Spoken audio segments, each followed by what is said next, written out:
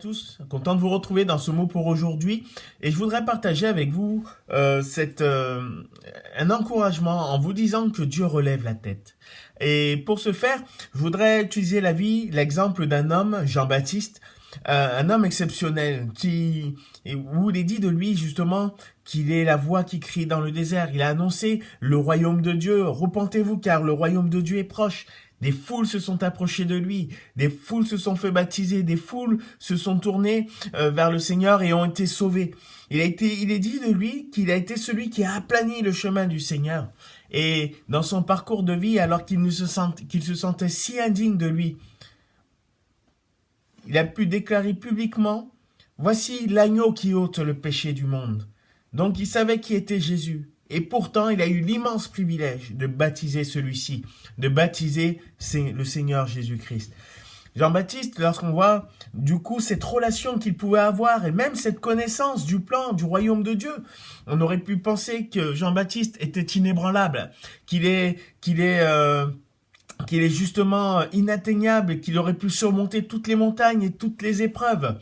Et pourtant, lorsque je regarde dans l'évangile de Jean au chapitre 11, au verset 3, je pourrais dire que Jean-Baptiste, à un moment donné, a vécu littéralement ce qu'on peut appeler un temps de découragement.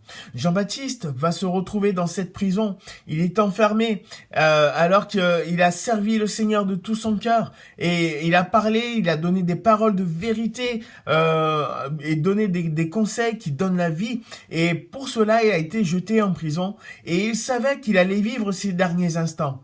Mais en parallèle, Jean-Baptiste entend ce qui se passe dehors. Et je pense que à ce moment-là, il y a un moment de découragement dans le cœur de Jean-Baptiste, mais aussi un vif désir d'être mis en confiance. Alors, il va envoyer 2 de ses disciples et il va poser cette question au Seigneur Jésus. « Es-tu celui qui doit venir ou devons-nous en attendre un autre ?» Et je crois vraiment que le Seigneur va savoir parler à Jean-Baptiste, puisqu'il va dire « Allez, portez à Jean ce que vous entendez et ce que vous voyez. Les aveugles voient, les boiteux marchent, les lépreux sont purifiés, les sourds entendent, les morts ressuscitent. La bonne nouvelle est annoncée aux pauvres. Heureux celui pour qui je ne serai pas une occasion de chute. » Heureux celui pour qui je ne serai pas une occasion de chute. Et en entendant cela, je suis persuadé que Jean-Baptiste a repris confiance, puisqu'il sait que Jésus est venu pour ôter le péché, qu'il est la source du salut. Et du coup, le Seigneur ne sera pas une source d'occasion de chute pour Jean-Baptiste. Il va reprendre confiance. Parce que je trouve aussi dans le psaume 3, verset 3, ce passage, et je pense que c'est littéralement ce que va expérimenter Jean-Baptiste. Au sujet d'ennemis, psaume 3, verset 3, beaucoup disent à mon sujet, pas de salut pour lui auprès de Dieu. Mais toi, Éternel, tu es mon bouclier, tu es ma gloire, tu relèves ma tête. Les paroles du Seigneur relèvent notre tête. Aujourd'hui, si tu as perdu du courage, je voudrais te dire, plonge tes yeux dans les Écritures, saisis des promesses de Dieu, demande au Seigneur de déposer sur ton cœur une parole qui va te redonner courage et qui va te redonner vie. Parce qu'une chose qui était dans le cœur de Jean-Baptiste, il savait que sa vie allait arriver à sa fin.